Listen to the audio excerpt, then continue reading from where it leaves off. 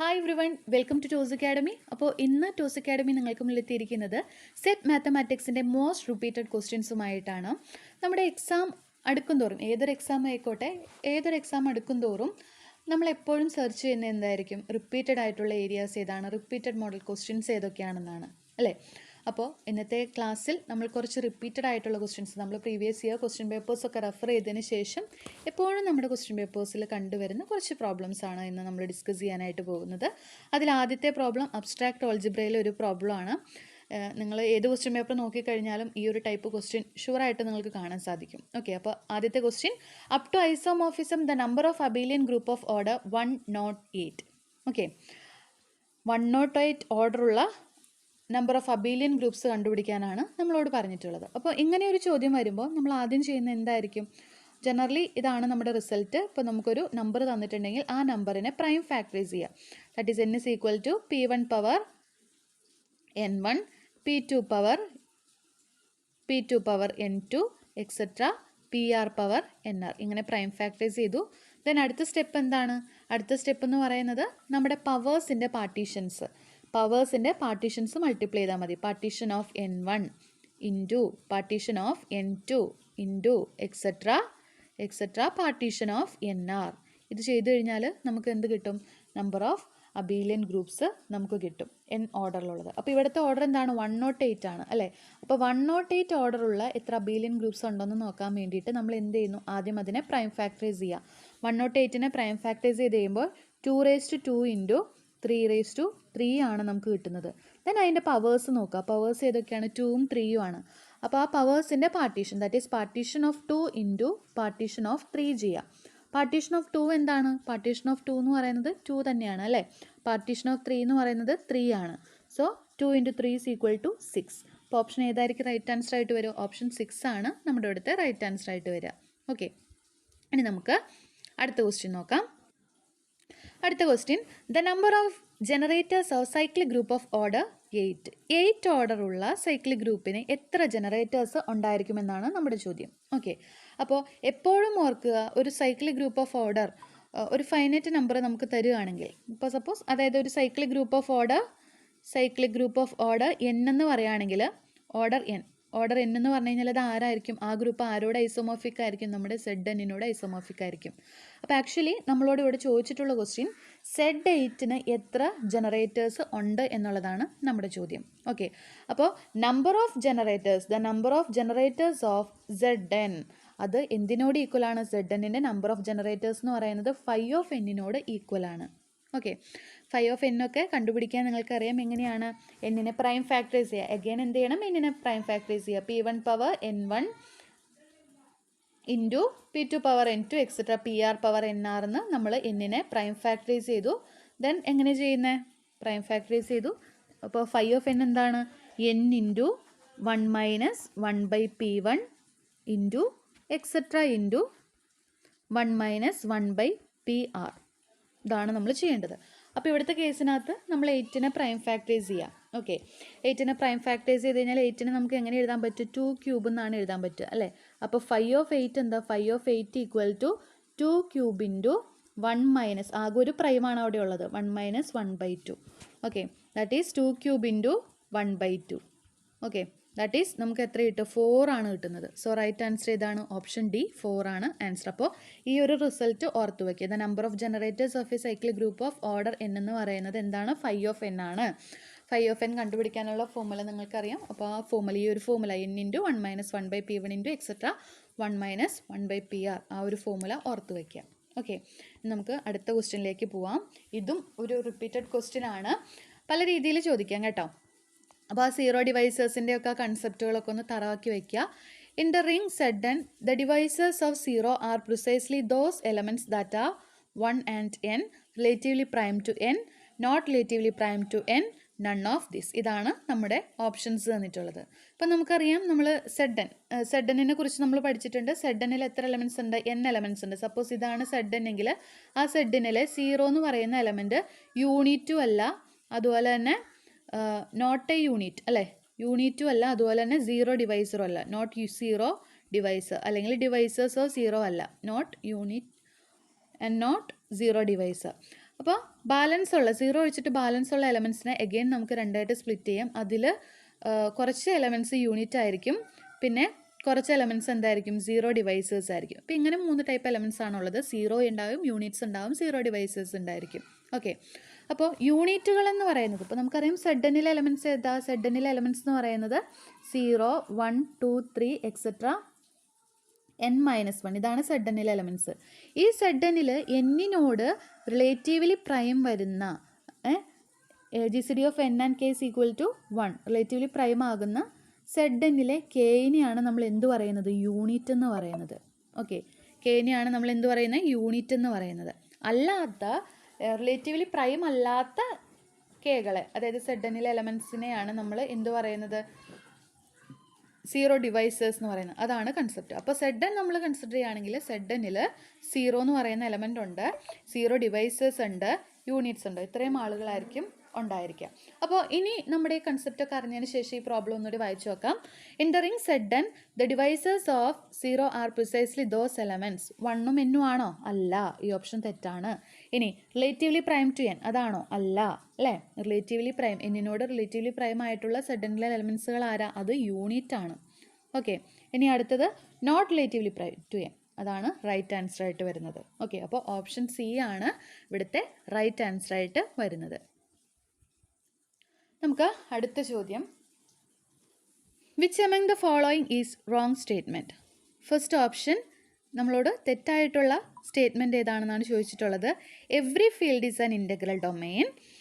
പിന്നെ അടുത്ത ഓപ്ഷൻ എന്താണ്? Four any positive integer P set P is a field. Next one, every finite integral domain is a field.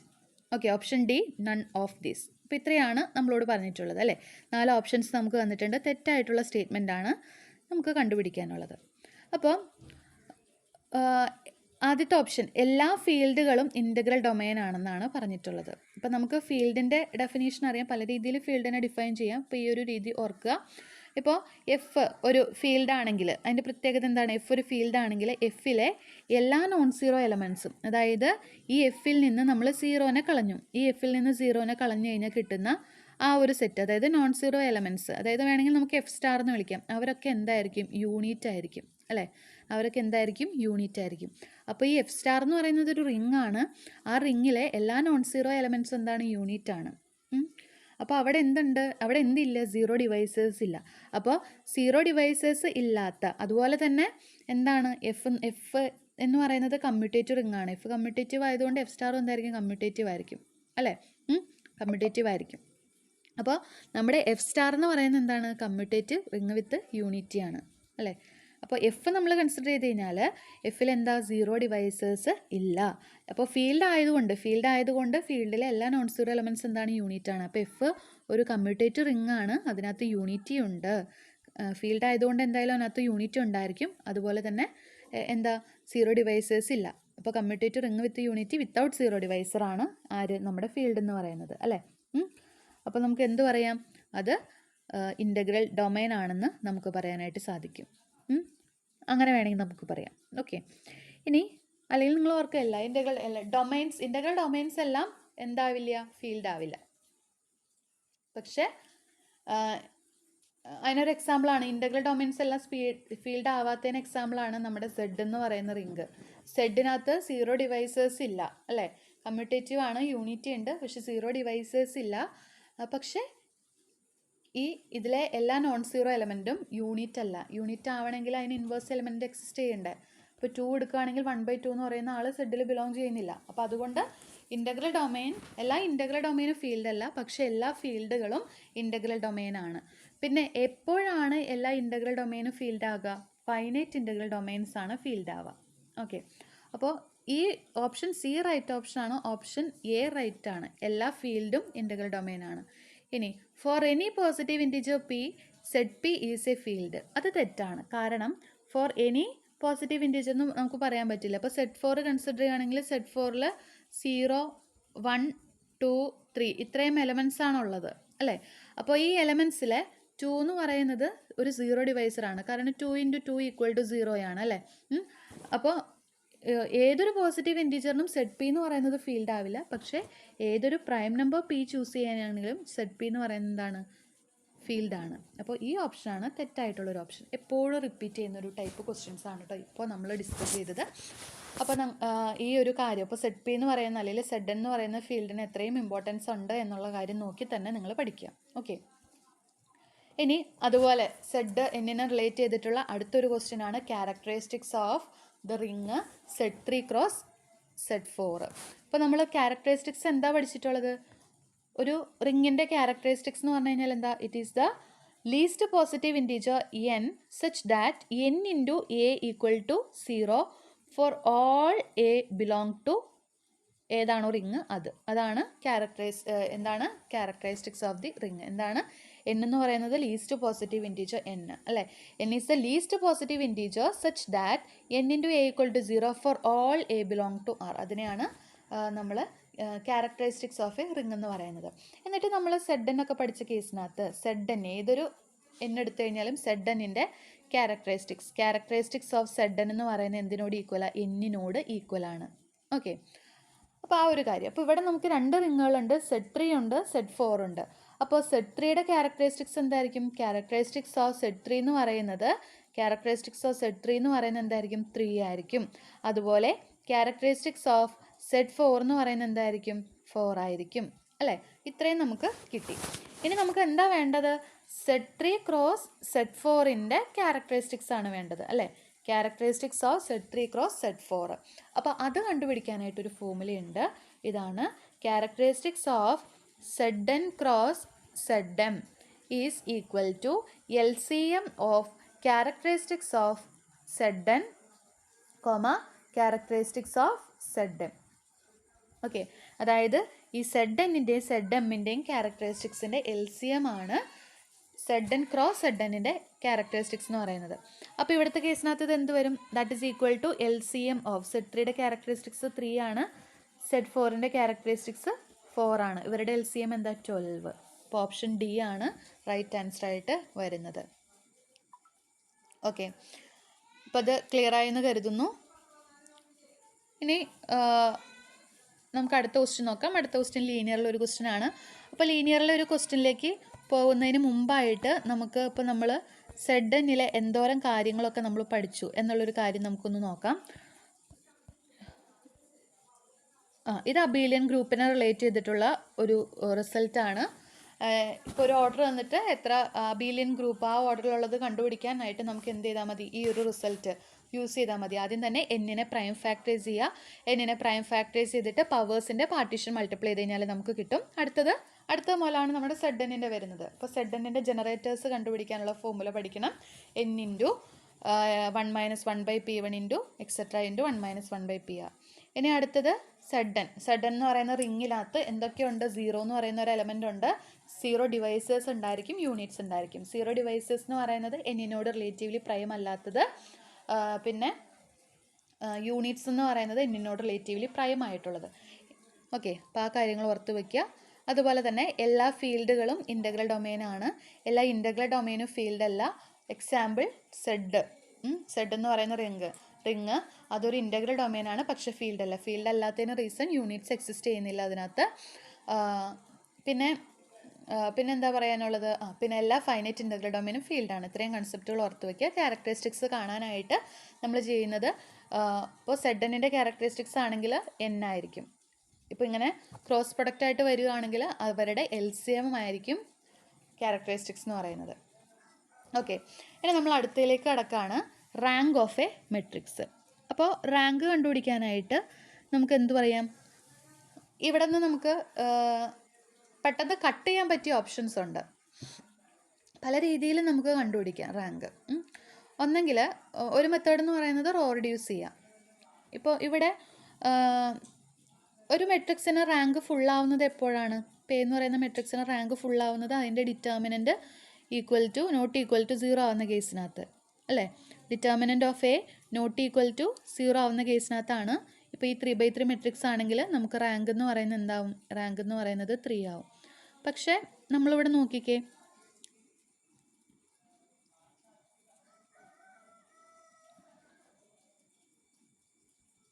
ഇവിടുത്തെ options നമുക്ക് തന്നിട്ടുള്ളത് 0 തന്നിട്ടുണ്ട്, 1 തന്നിട്ടുണ്ട്, 2 തന്നിട്ടുണ്ട്, 3 തന്നിട്ടുണ്ട്.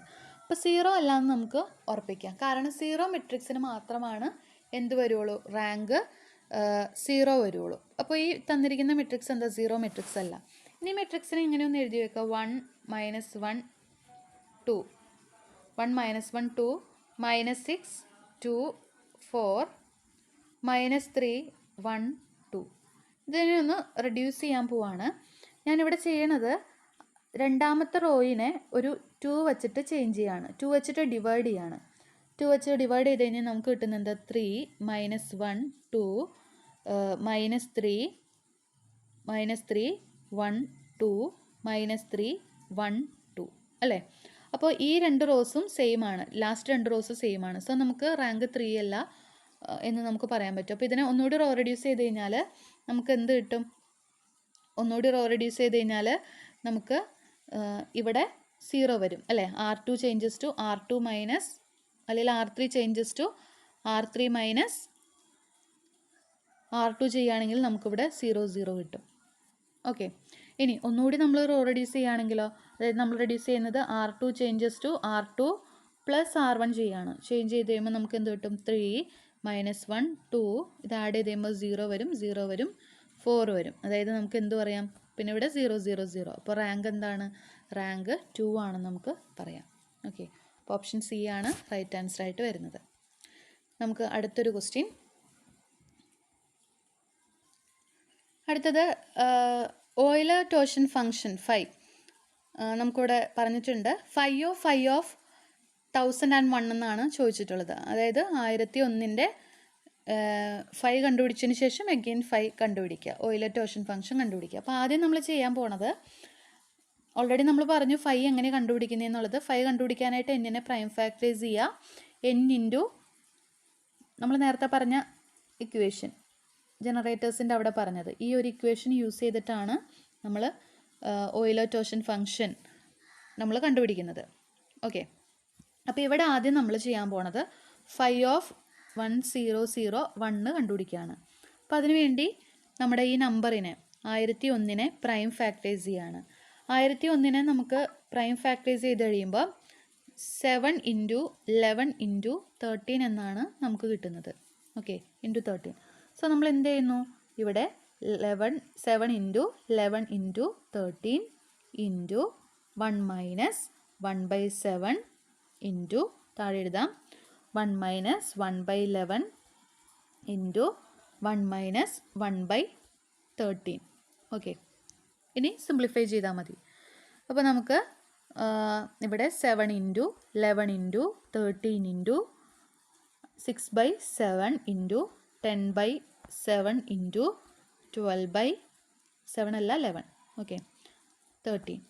അപ്പോൾ ഈ 7 ഉം 7 ഉം കട്ട് ചെയ്ത് പോയി, 11 ഉം 11 ഉം കട്ട് ചെയ്ത് പോയി, 13 ഉം 13 ഉം കട്ട് ചെയ്ത് പോയി. ബാലൻസ് എന്താ വരിക, 6 × 10 × 12 ആണ് നമുക്ക് കിട്ടുന്നത്. ഓക്കെ, അപ്പോൾ നമുക്ക് 72 0, അതായത് 720 നമുക്ക് കിട്ടി. ഇനി എന്ത് ചെയ്യണം, ഈ 720ൻ്റെ 5 കണ്ടുപിടിക്കുക അല്ലേ. 720ൻ്റെ 5 കണ്ടുപിടിക്കണം. അപ്പോൾ എന്ത് ചെയ്യണം, ആദ്യം തന്നെ 720നെ പ്രൈം ഫാക്ടറൈസ് ചെയ്യുക. ഓക്കെ, 720നെ പ്രൈം ഫാക്ടറൈസ് ചെയ്ത് കഴിയുമ്പോൾ നമുക്ക് എന്താ കിട്ടുന്നത്, ഇവിടെ എഴുതാം ഞാൻ. 720നെ പ്രൈം ഫാക്ടറൈസ് ചെയ്തു. 720നെ പ്രൈം ഫാക്ടറൈസ് ചെയ്ത് കഴിയുമ്പോൾ 2⁴ ഇൻറ്റു 3⁵2 ഇൻറ്റു 5 എന്നാണ് കിട്ടുന്നത്. ഓക്കെ, ഞാനിത് മാച്ചെഴുതാം കേട്ടോ. അപ്പോൾ നമുക്ക്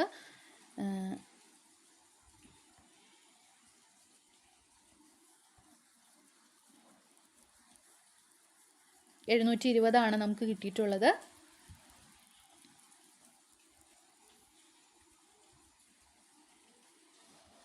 okay, 720.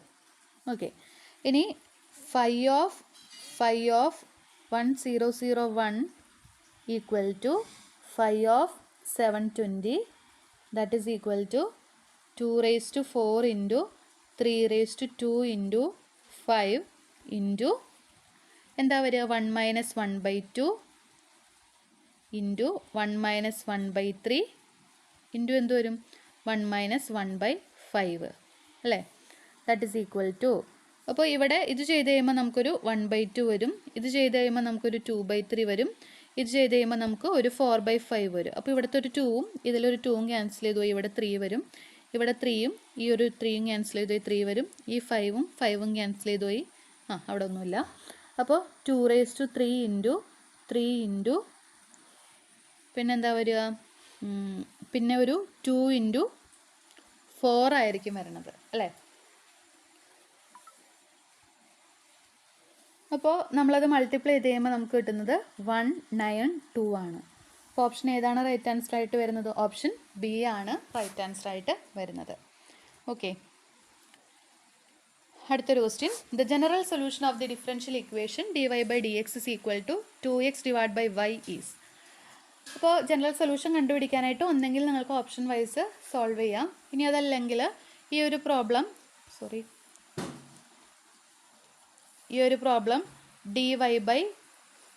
dy/dx equal to 2x divided by y ആണ്. വേരിയബിൾ സെപ്പറബിൾ മെത്തേഡിൽ ചെയ്യാം.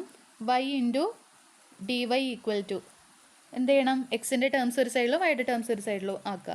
അപ്പോൾ y into dy equal to 2x into dx എന്ന് വരും അല്ലേ? ഇനി എന്ത് ചെയ്യുക? ഇൻ്റഗ്രേറ്റ് ചെയ്യുക. ഇൻ്റഗ്രേറ്റ് ചെയ്ത് കഴിയുമ്പോൾ y²/2 equal to 2x²/2 plus C എന്നായിരിക്കും വരുന്നത്.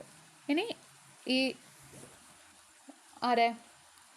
നമ്മൾ ഈ ഇക്വേഷൻ ഒന്ന് അറേഞ്ച് ചെയ്ത് കഴിയുമ്പം നമുക്ക് എങ്ങനെ എഴുതാം?